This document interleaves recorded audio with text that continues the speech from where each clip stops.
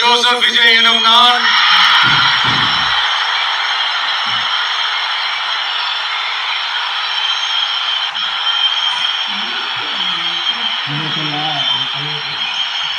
சட்டப்படி அமைக்கப்பெற்ற இந்திய அரசியல் அமைப்பின்பால் உண்மையான நம்பிக்கையும் மாறா பற்றும் கொண்டிருப்பேன் என்றும் இந்திய நாட்டின் ஒப்பில்லாத முழு முதல் ஆட்சியையும் ஒருமையையும் நிலைநிறுத்துவேன் என்றும் தமிழ்நாட்டு அரசின் முதலமைச்சராக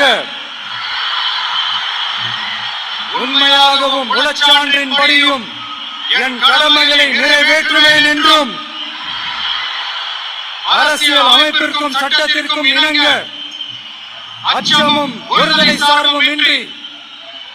விருப்பு வெறுப்பை விலக்கி பலதரப்பட்ட மக்கள் அனைவருக்கும் நேர்மையானதை செய்வேன் என்றும் ஆண்டவன் மீது ஆணையிட்டு உறுதிமொழிகிறேன்.